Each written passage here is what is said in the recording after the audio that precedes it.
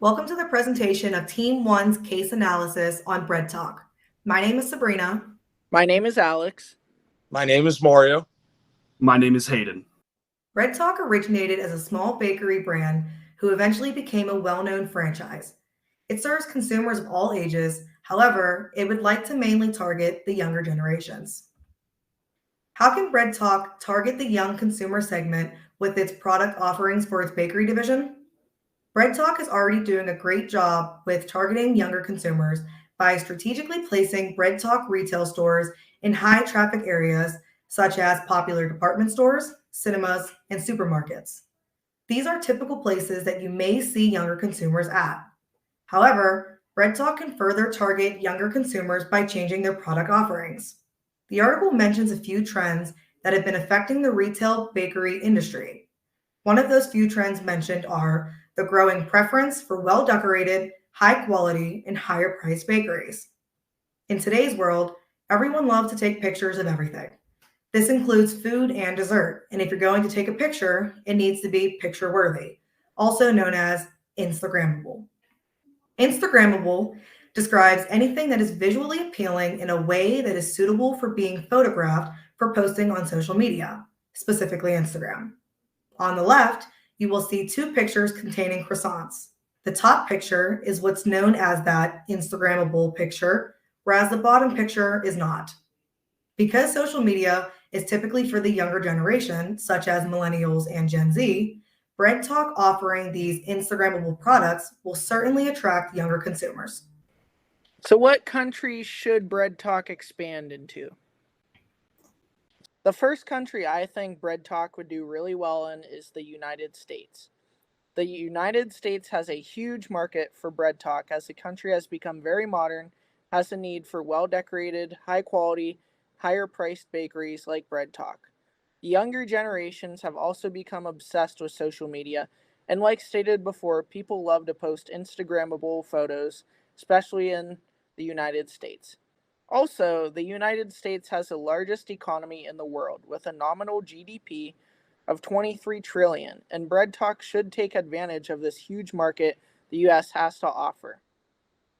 Next, the United States is tied for the third largest wheat supplier in the world, making up 8.4% of the world's total wheat production behind India, which is 12.5%, and China 17%.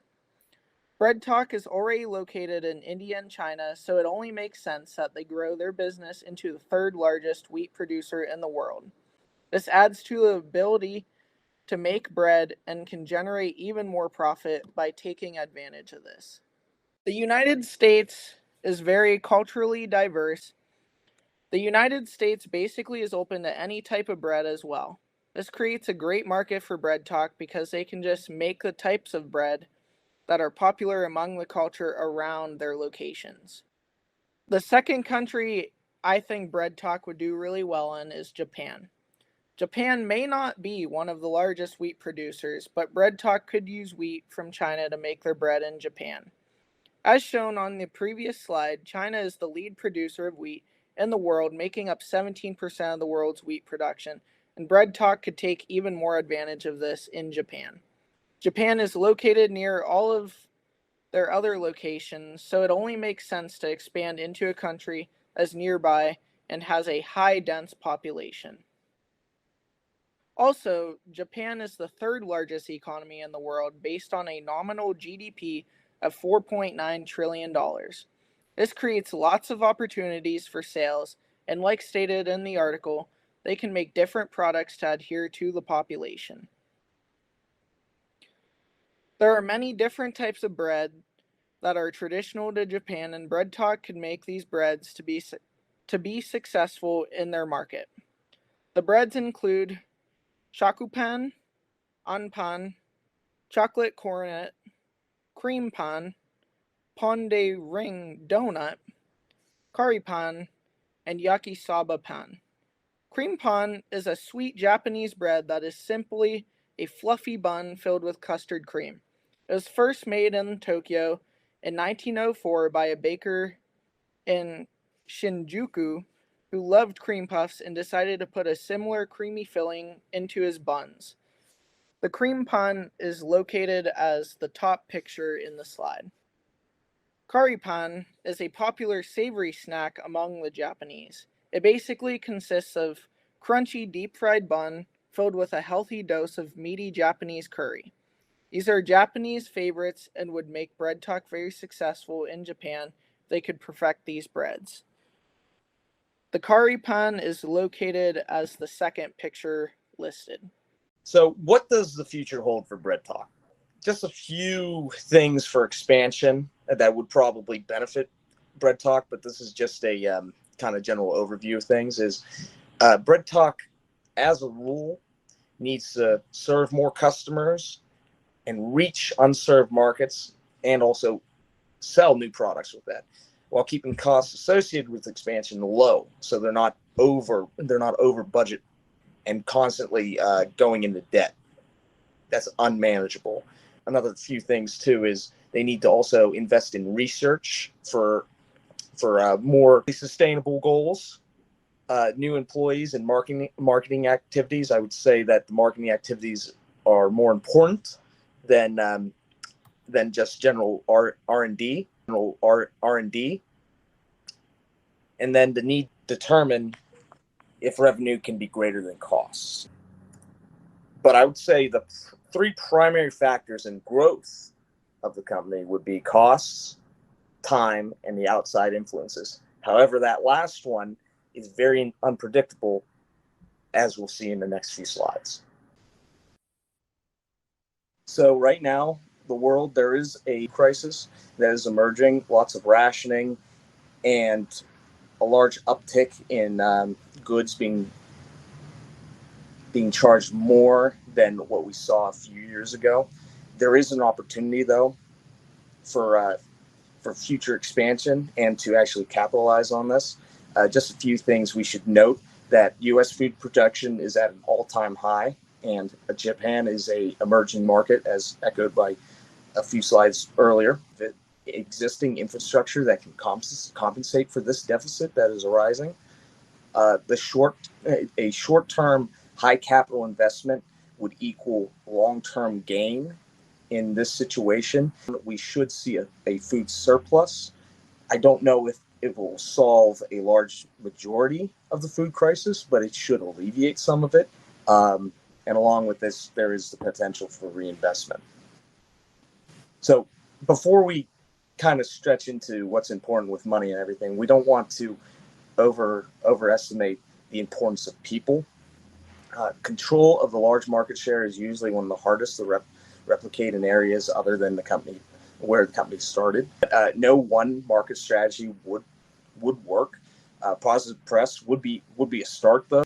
And then there's also the one-trick pony approach that usually does not work. A lot of marketing companies come out with that, and it's not.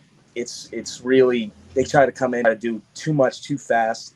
That usually doesn't just does not happen. For BreadTalks, I kind of formulated that it should center around the expansion in the Asian markets more, namely, just because that is their customer base. They know it. They've known it for a long time. And I think that would be their best base going forward.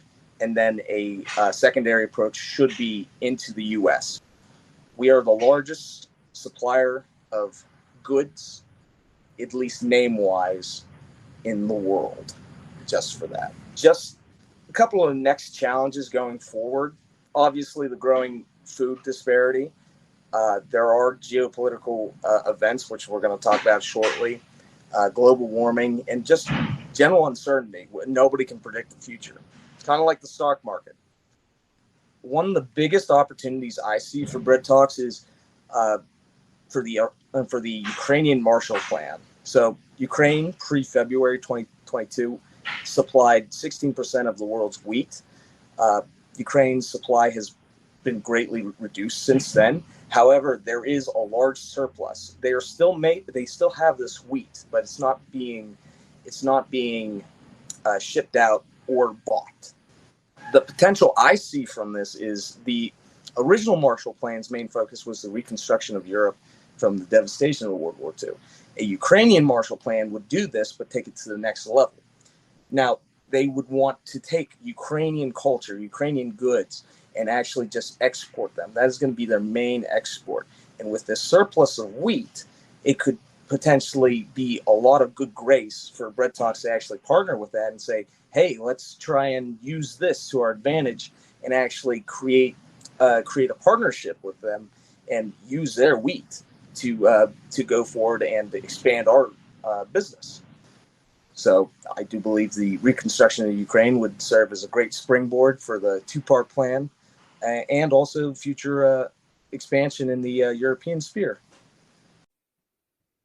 With all of the expansion that BreadTalk is going to be doing in the near future, there are some competencies and capabilities that they can use in order to leverage themselves with the younger consumers and the different country markets that they're going to be going into.